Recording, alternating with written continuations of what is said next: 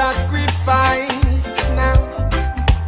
Tell me what you think about equal rights for all, everywhere.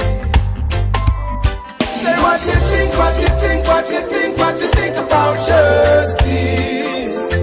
What you know, what you know, what you know, what you know about love. Why all the segregation, all are but one nation. Oh, let us unite as one. Let us unite as one. Tell me what you know about love. Tell me what you know about hate that keeps us separated. Tell me what you think about equal rights for all in every way. Say what you think, what you think, what you think, what you think about justice. What you know, what you know, what you know, what you know about love. Why all the segregation? We all are but one nation. Oh, let us unite as one. Let us unite as one. Oh, love. So many can testify. Love, oh, love. But you still can't satisfy. You keep on praying. You wish that day would come when there'll be equal rights and justice for every man.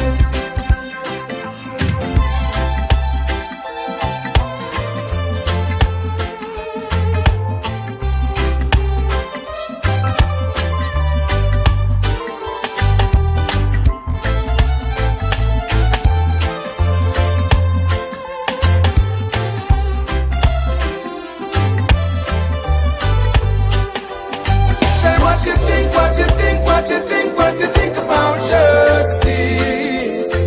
What you know, what you know, what you know, what you know about love. Why all the segregation? We all are but one nation. Oh, let us unite as one. Let us unite. What you think, what you think, what you think, what you think about justice. What you know, what you know, what you know, what you know about love. Why all the segregation? We all are but one nation. Oh, let us unite as one. Let us unite as one. Tell me what you think about justice, brother man. Oh, tell me what you know about love. Why all the segregation? We all are but one nation, child. Let us Reaching you wherever you are. ZIZ Radio, the golden voice of the nation.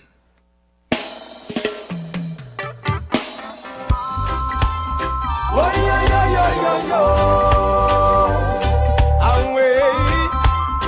Oh, yo, yo, yo, yo, yo. Good morning and welcome to another edition of Policing with You. I'm your host today, Sergeant Marvin Thompson, and with me in studio I have Sergeant Darrell Boone and Mr. Edwin Powell.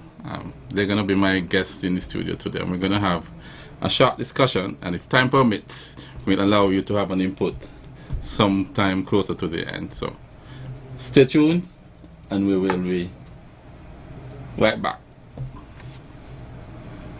All, everywhere.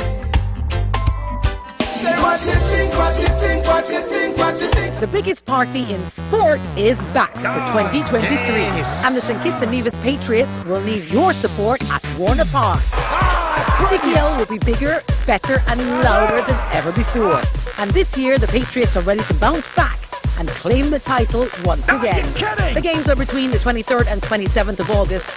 Get your tickets now at cplt20.com. Brilliantly taken. Join the party. Experience cricket played louder.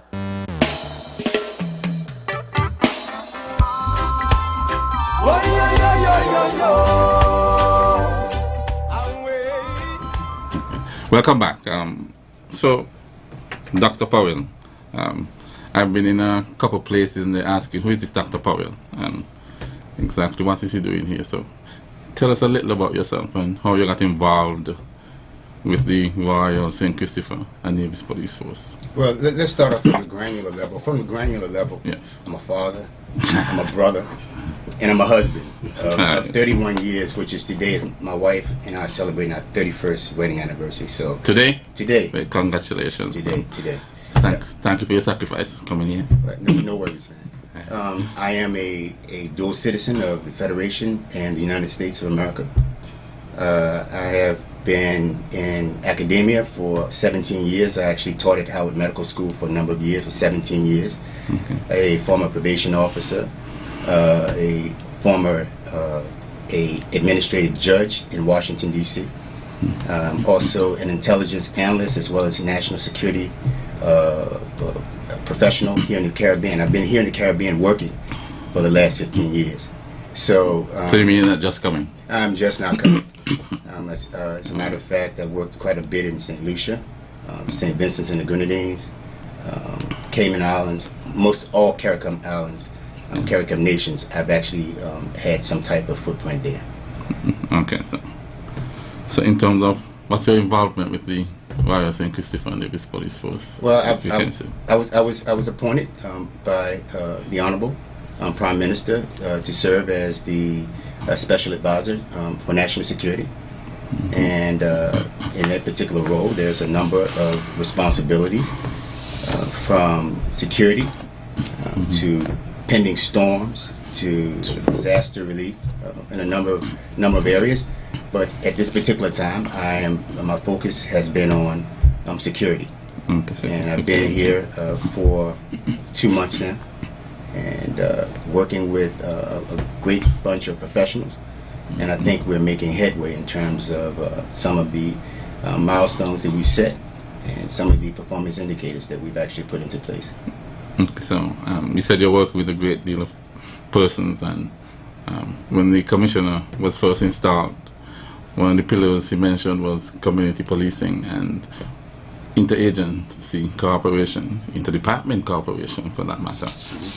And you're saying that is what is going on at the moment. Well, I can't say.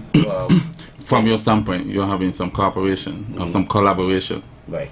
Well, when I was here in April, as a matter of fact, and I did an elaborate training from sergeant down in and around community policing. Okay. And some of those individuals, I hope, will call in and attest to the fact that not only did they receive a well-rounded training in community policing, but there was also a function after the training where they would have to actually go out and actually do what they were actually taught inside the classroom. And I'm actually seeing in some of the texts that I'm actually getting back that they're doing that. They're actually going into schools. And community policing takes form in a lot of different ways. Yes. One of which is engaging the community. And that's what we've been doing for ever since I've been here, is engaging policing, engaging the community. Policing is more than just knocking on doors and kicking down doors, but we chose the former, which is knocking on doors and engaging the public. Whenever we see someone sitting in a park, engaging them to the extent possible. And that's exactly what the group that I met, that I actually worked with in April, is actually doing now. In schools, community centers, working with Ministry of Culture and so forth and so on, and doing those things that most people think are somewhat outside the periphery of policing, but I think it's integral to policing. Okay. Well, I am in full agreement. I am one of the persons who think that it is important for us as police officers to engage prior to there being a need because of a report that is made or some incident that has occurred, right, so that we are familiar with the persons in the neighborhood and the persons are familiar with us, so that when we go, we're not strangers and there's less back and forth because we have relationship. Exactly. Rapport. Establish the rapport that we need. Exactly. Okay. In terms of the agency, I've been hearing this name, JSOT. Yes, JSOT. The acronym JSOTT stands for Joint Security Operations Tactical Team. What's that? Well, it's the Prime Minister's equivalent of the Prime Minister's special forces, so to speak. It's a highly trained, well led by two learned individuals, one to my left, my immediate left, and Ensign Lakeem Cross from the St. Kitts and Nevis Defense Force. We are a part of, I think, the solution in terms of suppressing crime. We are the solution in terms of engaging the public. We are the solution in terms of actually bringing much more collaboration between not only the other divisions of the police department, such as the SSU, Drug Squad, and so forth, but we're also bringing in the St. Kitts and Nevis Defense Force and the Royal St. Christopher Nevis Police Force. We're actually seeing a different type of collaboration at this particular point in time, where I think I hear other people say that was not prior to the start of JSOC. So we're doing some things I can publicly say that what we're doing, but some things, of course, I have to be that's a big understandable. mom about. Yes, that's understandable. So in terms of the things that you can say something about, Yeah, is it? and I think I just said, I'll reiterate the fact that we're suppressing crime. Okay. We're out in the community, meeting people where they are, not just waiting until crimes The are engagement that you spoke about. Just exactly, not just waiting until crimes are actually committed. We're actually out there doing some preventative measures and so forth, and to the extent possible, reaching out to young people. I think that what most people will say, if you go to St. Paul's, if you go to some of the outstations and so forth and so on, where we've actually gone into communities and knocked on doors. Heretofore, that's something that I don't think was actually a common practice, but that's something that we're actually normalizing as a part of our JSOC. While we're willing, and I've said this to some of the bad actors out there, we're willing, we're peaceful, we are respectful, and we'll come and knock on your door. But when it comes to the point in which the peace and harmony is being disturbed, and when young children can't play in the streets and be children, then what we'll do is we'll knock doors down. And so we've not had to do that, but we're prepared to do that. And that's why the Prime Minister has supported us. We have support from the rank and file of the police force and defense force as well. Okay, well, we've normally heard it thrown around in terms of community policing as the soft policing. So what you've just said more or less dispelled some of that in terms of, we're saying that the first action is not the one to wait until something happens and then come and try to suppress. Exactly. But we're preempting, trying to do some preventative methods, and we're engaging our young people, especially those at risk. Exactly. Okay, school is out right now, but are you looking to do anything formal when school opens? I know we have the National Intervention Team that used to deal with the schools. Are you planning to make any input in that? No, schools? not me personally, but I know for a fact. As a matter of fact, I've had a conversation with the PS for education PS, permanent secretary, along with Deputy Henry. I was a part of a working group at the very onset of say maybe a couple of months back. We're actually planning to start looking at character development, starting to put those types of preventative measures, those types of programs inside of schools, inside of community centers and the likes, so that we're not only dealing with crime from one direction. We're starting to look at crime from a multifaceted perspective, and willing to take any approach possible to deal with it. But we do know that when you teach a child when they're young, when they grow up, they won't depart from those ways.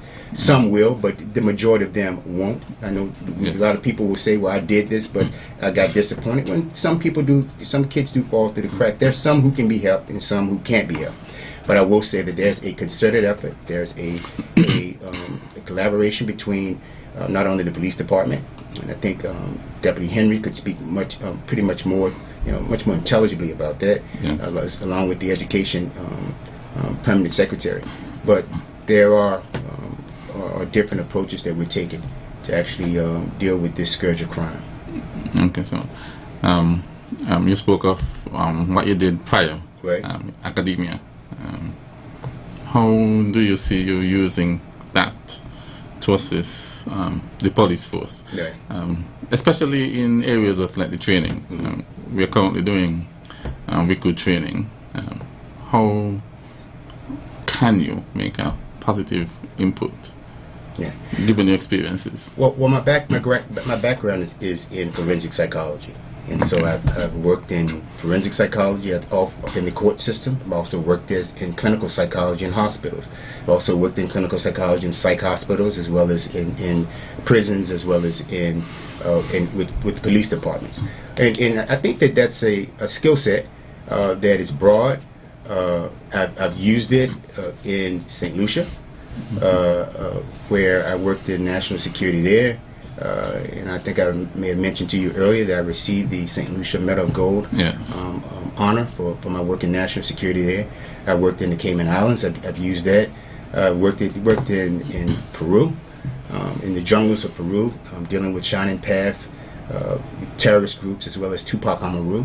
I've also worked in Eastern Europe and in some of the alleys in Eastern Europe, from the Czech Republic to Slovakia, Slovenia, and not to mention Hungary. And so the training in and of itself is those are transferable skills. Where I taught at Howard University Medical School as well.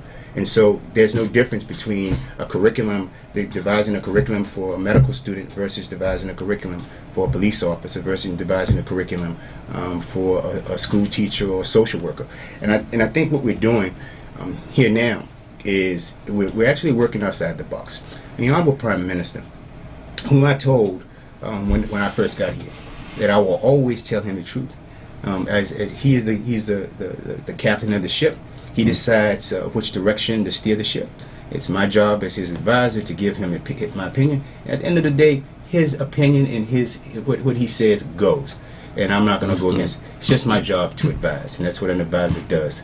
I will not urinate upstream. Like I told you earlier, I don't urinate upstream.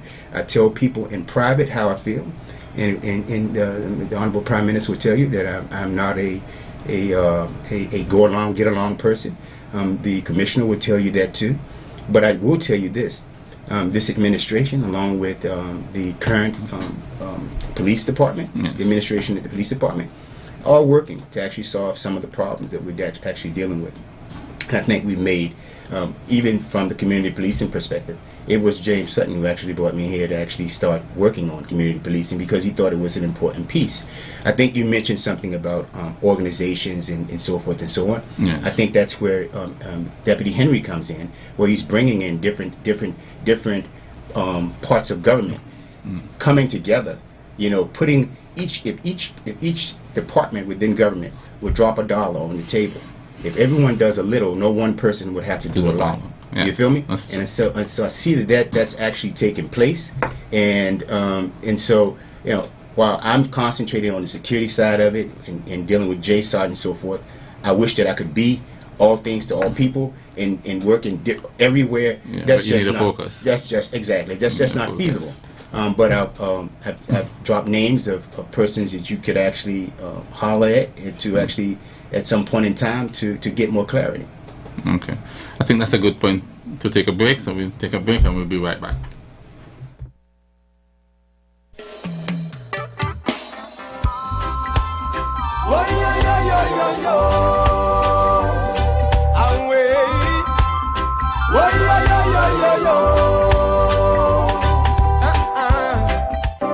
Attention St. Kitts and Nevis, it's official. Friday, August 25th and Saturday, August 26th have been declared VAT discount days. VAT days are coming, but you don't have to wait. Come now to Hospitals and take advantage of pre-approved credit for VAT days on August 25th and the 26th at all departments. Visit Hospitals Auto Sales Event, Hospitals Building and Nevis Centers, Furniture and Appliances, and Ashley Furniture Home Store to get pre-approved credit for VAT days this August 25th and the 26th at now and enjoy Horsford's incredibly low rates on all brand new vehicles, plus an unbeatable package of benefits, including pay absolutely nothing for VAT on all models, no down payment, free bill of sale, free servicing for 12 months, get up to $1,000 in free groceries or gas for up to 3 months, get free registration and licensing, free tinting and accessories. Hurry, some exclusions apply. See stores for details. Don't miss this golden opportunity to save big during VAT discount days. See you there.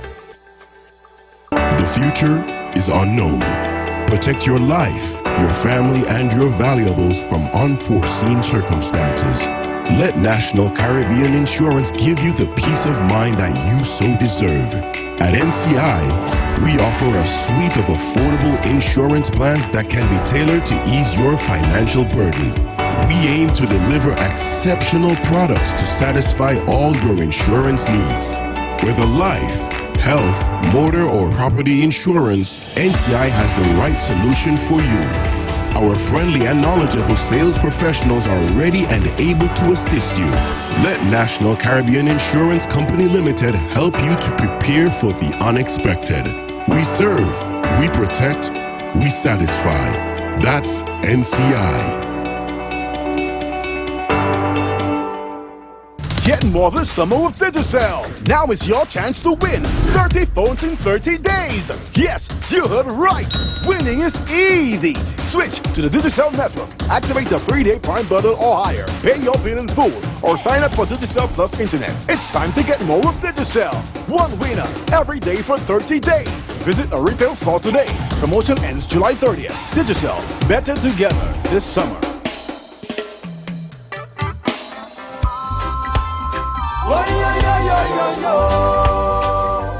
Okay, welcome back, and we are still in studio with Dr. Edwin Powell and Sergeant Darrell Boone, and as I said before, my name is Sergeant Marvin Thompson, your host for today. Just during the break, I was asking you a question in terms of your expertise in terms of mental issues, mental wellness. And so share with us a little bit, because from my standpoint, I've been in this service over 25 years, and one of the challenges that we always have is when it comes to dealing with persons who have apparent or presumed mental issues, how officers deal with that. Now, we're trained for specific things, and when we are dealing with persons behaving in a particular way, that is the training we use, which might not be appropriate. So could you maybe shed some light in terms of how you might be able to help, given your expertise, and some of the things even now that we could do to make things better for us and for the persons that we're trying to help? Yeah, and let's start off by saying, first and foremost, that mental illness across the world is something that's highly stigmatized, right? That's true. In most of the time, we have individuals who suffer from mental disorders are actually put into the periphery. Those are the individuals that family members try to hide. It's almost no one wants anyone to know that they're family. But it's no different than diabetes mellitus. It's no different than cardiovascular disease. And what we have to do is we have to look at it. Have to have a parity between mental disorders as well as acute care disorders. And so a person didn't wake up one morning and say, I want diabetes mellitus or it's cardiovascular disease. Nor did a person wake up and say, I want schizophrenia or schizoaffective or because schizophrenia is based in not a lot of areas. Schizoaffective disorder, schizophreniform disorder, and so no one woke up one morning and said, I want those disorders either. So we have to have some type of parity with them. So in the training that I did in April with the community policing group, is we focused heavily. We looked at the DSM-5, the Diagnostic Statistical Manual, Text Revised 5, and we looked up at a number of disorders, mainly schizophrenia, mainly bipolar disorder, depression and anxiety, which are pretty much the most prevalent of all mental health disorders. And we went through them and talked about ways to de-escalate. And that's some of the things, some of the tactics that they learned, how to de-escalate, how to approach an individual, how to make that person feel comfortable, how to actually protect yourself too, because there's a protection factor in there too. There's a risk management factor too. But and so what we did, we went through a number of exercises, went out into the community. Individuals actually came back and actually reported out that they actually worked in the community. They actually, 2 people as a matter of fact, one in Nevis in the classroom and one I believe in one of the outstations. came back and reported that they actually had engaged on someone within that 1 week that we had that particular course, and said in fact that the intervention that they learned inside the classroom worked. So there's ways of doing it.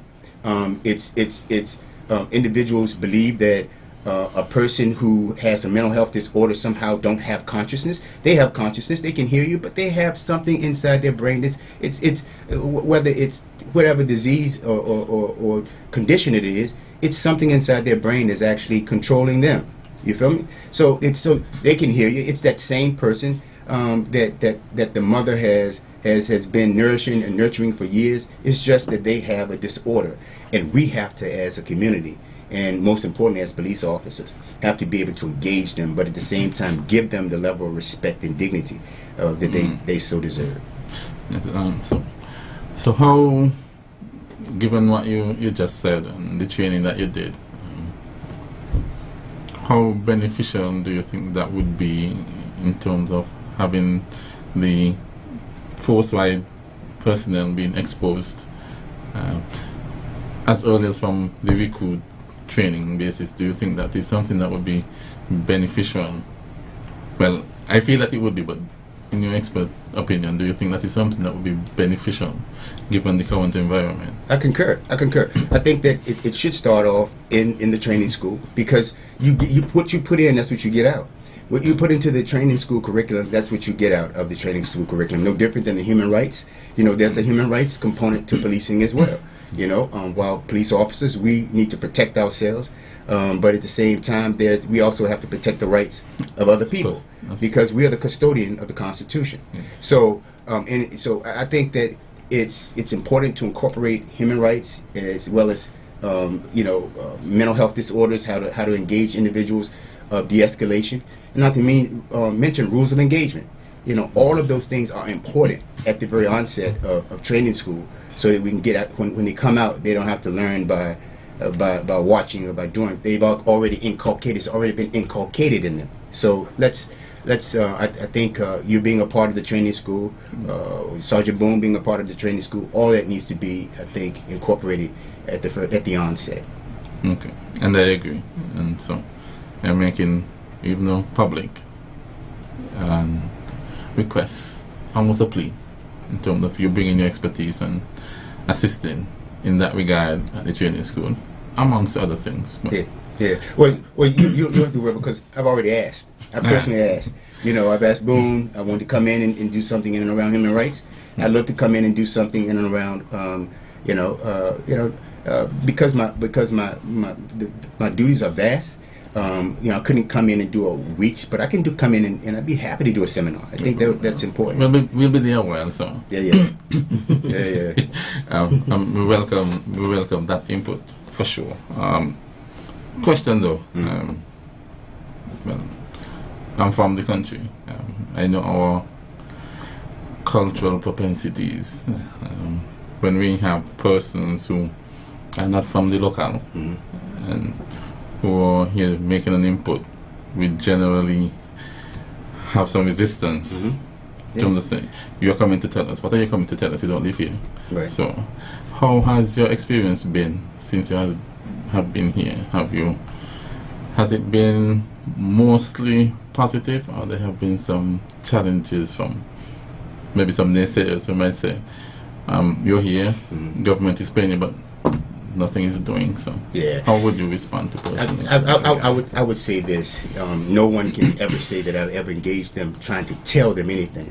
When I approach a person, I approach people where they are, and I have a conversation with individuals. I don't talk at people; I talk with individuals. When I get out of the car and walk up to strangers, but in that word in and of itself is something that has never been in part of my repertoire to start with, because I've never met a stranger. I've always had the ability to walk up to a person and establish a rapport with a person quickly. Now, are there some people who don't have good social skills, who don't reciprocate? You walked in the street and you live here and you've spoken to people, and some people didn't speak back. That has nothing to do with you. Had much to do with their social skills, right? Yes. So it's not me coming here and trying to tell anybody anything. But I will tell you this: I'm here to do my job. I'm going to do what the Prime Minister brought me here to do. and I won't be deterred from that. I will do it respectfully as long as individuals are respectful to me. I give out 100% respect. The only thing I ask in return is 10%. That's all I do. That's all I do is ask for 10% respect, because I don't go home and wear my titles, the numerous degrees I have on my sleeve, brother. I don't. But I do. I want to let people know this, is that I have a reputation not only in Europe, in South America, in the Caribbean, in the States, and I'm going to keep that reputation, because when I leave here, people won't say, why was he here? He wasted our time. That won't happen. So what I've been doing is I've been here engaging people, like I said, where they are, having good conversations with individuals. Go to St. Paul's and go to some of the circular parks in the roundabout. I live in St. Paul's. Yeah, go to the circle at the top of the hill and ask, who's Doc? The houses next door to the park. Ask, who's Doc? I'm the person who knocked on their doors, who had sat down on stoops and had conversations with them. Did the same thing in Nevis. Did the exact same thing in Conrays and in other villages throughout the Federation. But I know this for a fact. If someone walked into your house, right, your house, you have some type of, that's yours, some ownership, Yeah. And I think in terms of how the person who walks across your threshold engages you has a lot to do with in terms of how you receive them.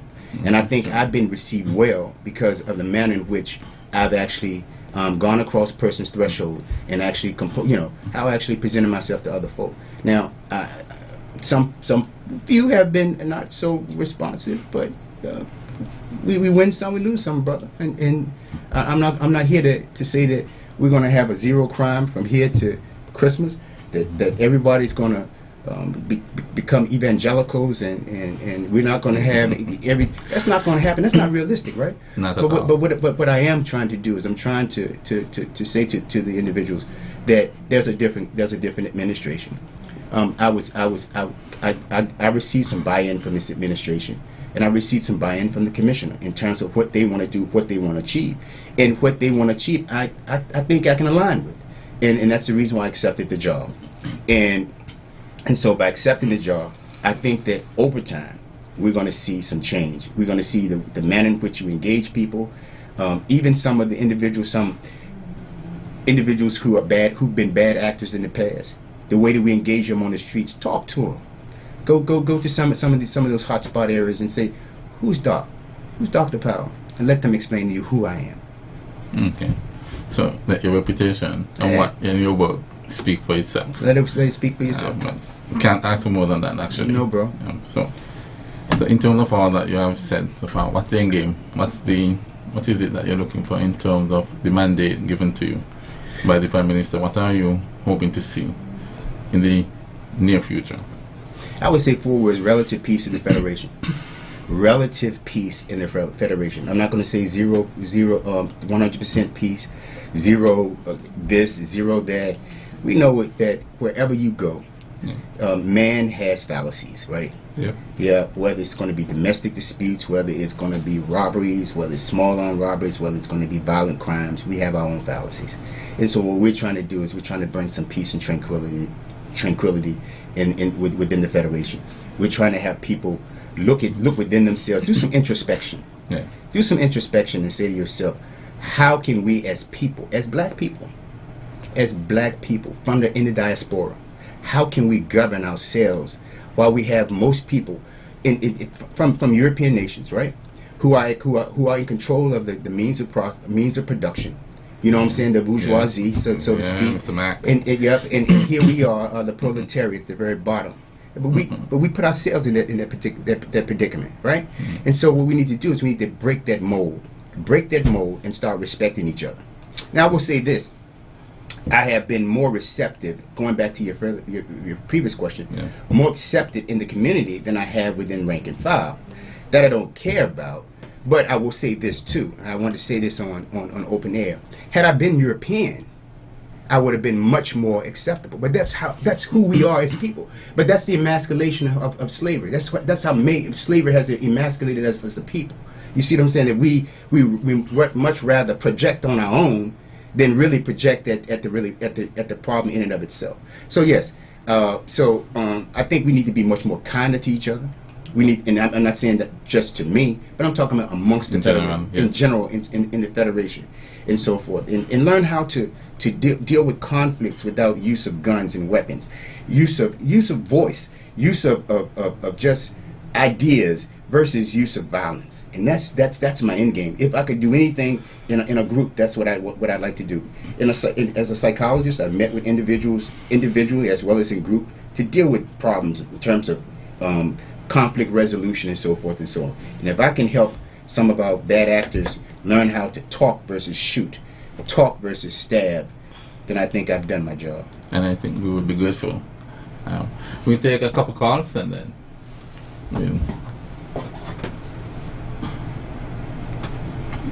that number to call is 465-2555. That's 2555. The lines are now open. I'll go over to you, Sergeant. All right. So I think what you said just now in terms of how we relate to each other, conversation as opposed to conflict, maybe a discussion, entertaining each other's ideas and see if there's a mutual point, as opposed to just dismissing and using violence. I think that is something that we all could benefit from, not just the persons who we might call the bad actors, or the persons who we see on the media in terms of who perpetrate the crimes that we're trying to suppress. But that would be important, especially in the schools and our youth. Exactly. We take the call. The caller, go ahead. You're on Policing with you. Hello. Good morning. Good morning, GQ. Good morning, officers. I'm calling from the United States of America, New York.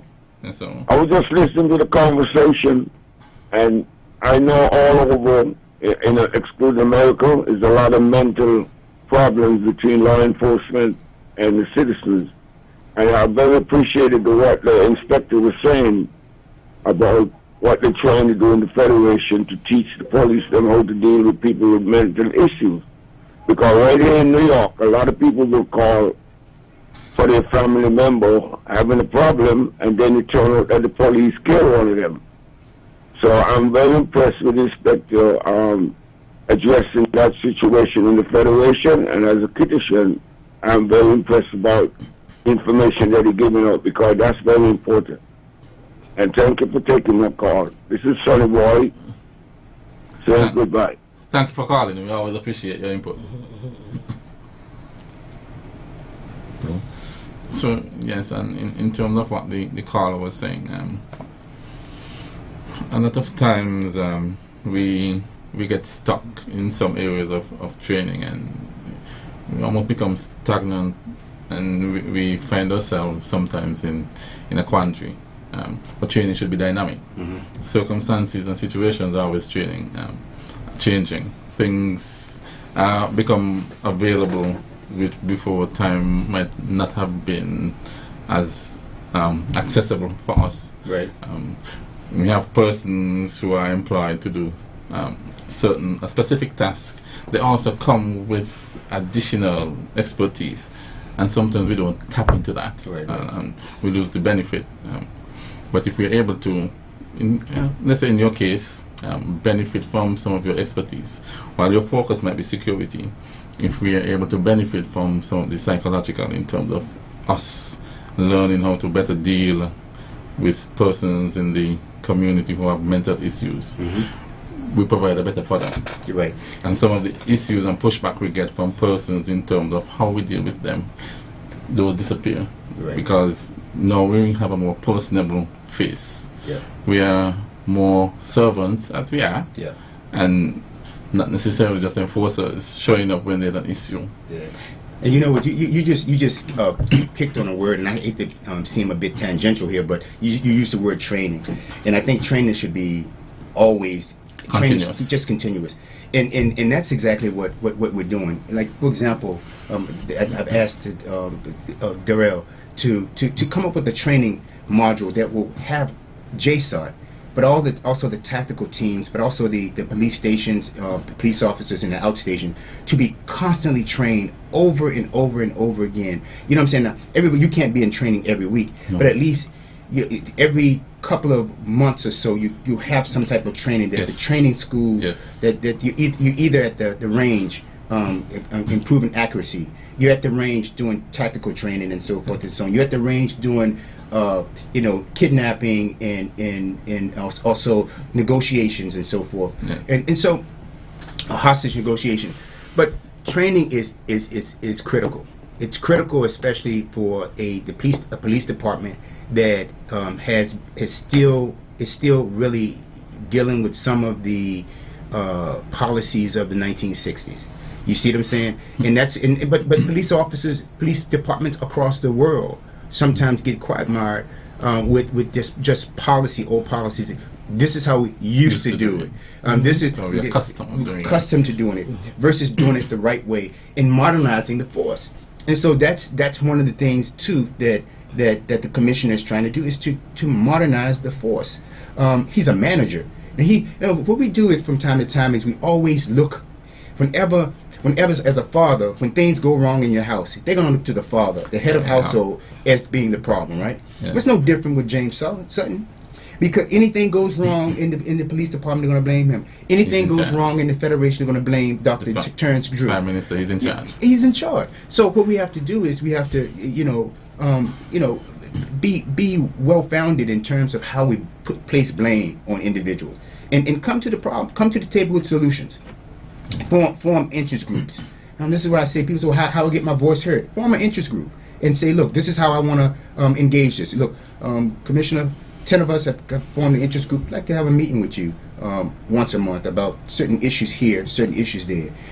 Whether it's a school, if a school has a problem with the principal, the teachers form an interest group, a teacher association. Say, look, principal, we formed this group. We'd like to meet with you once a month to talk about the problem. So that's how we do it. Instead of sitting in the silos, sitting in the corners and creeping, making little nasty comments and childish and sometimes not nice things. Let's be nice, man. How we set this example for our kids if we as adults are doing some of the things that we complain about our kids doing on social media, which is in most time being vitriolic and being nasty. So. Yeah.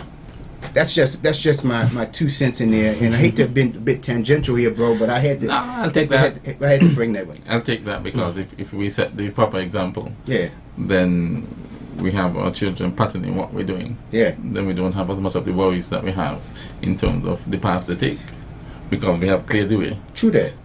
True that. We have another call. Okay.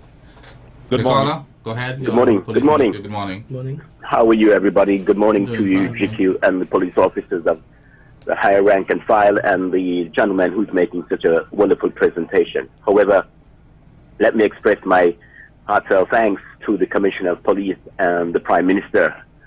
It is rather timely, but I must say, sir, we all appreciate you being here, and I hear the testimony that you come to do a job and you're going to do it.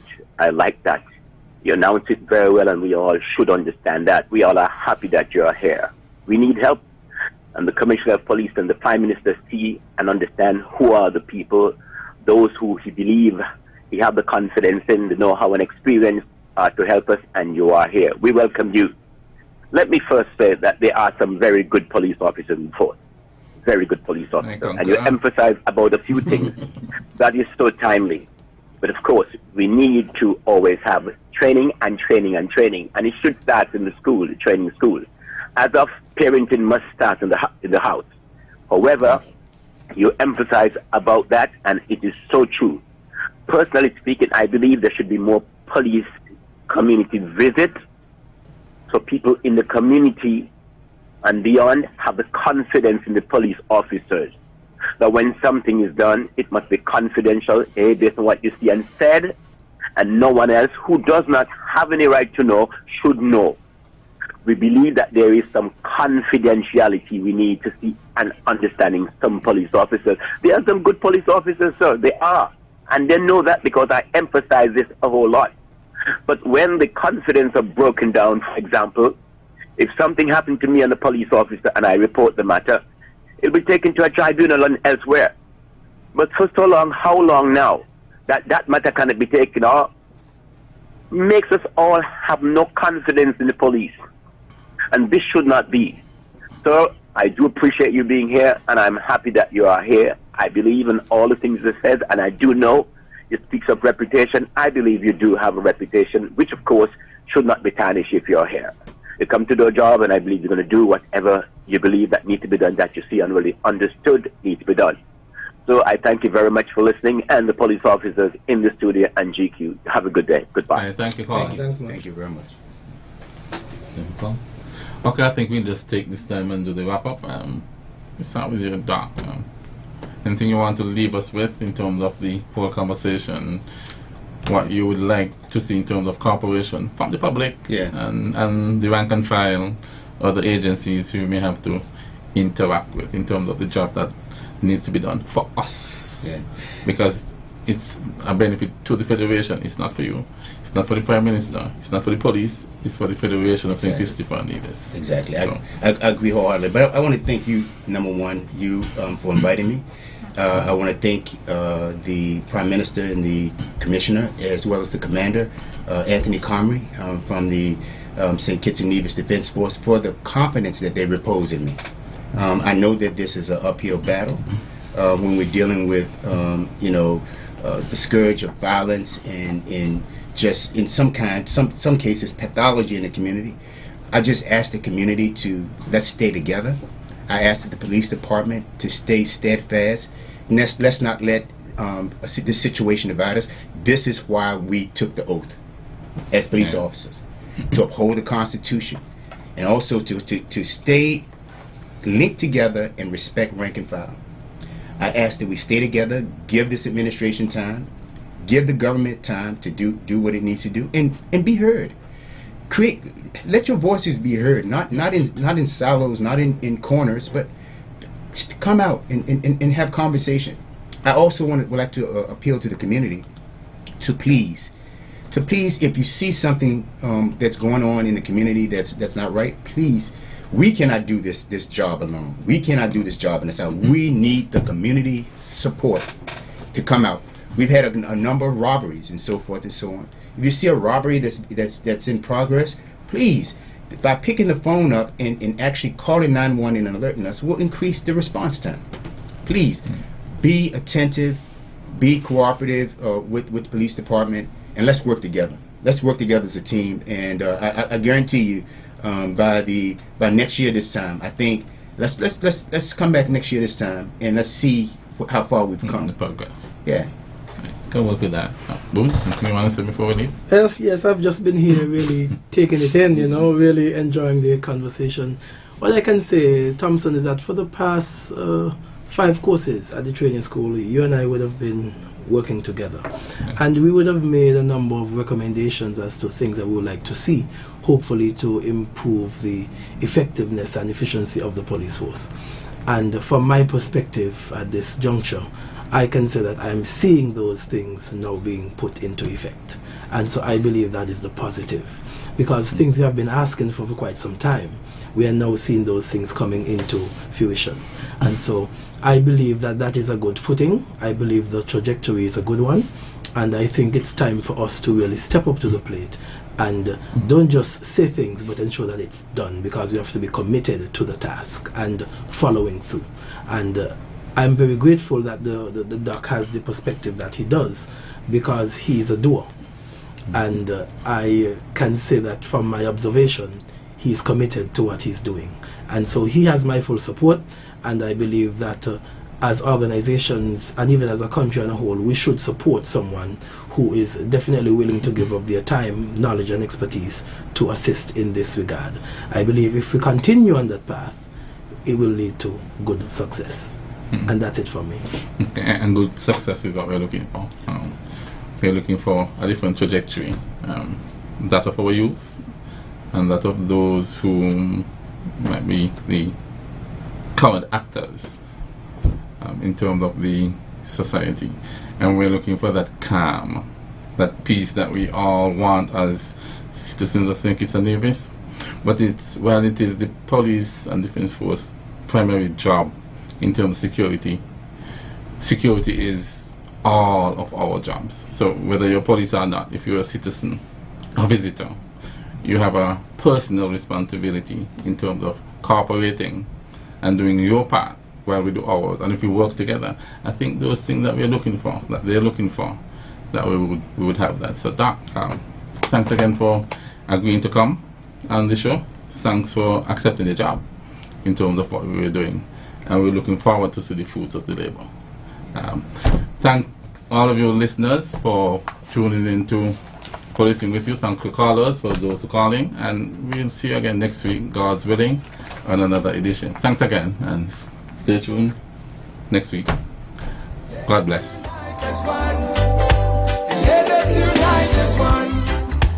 Tell me what you know about love.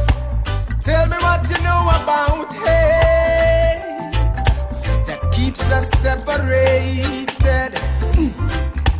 Tell me what you think about equal rights.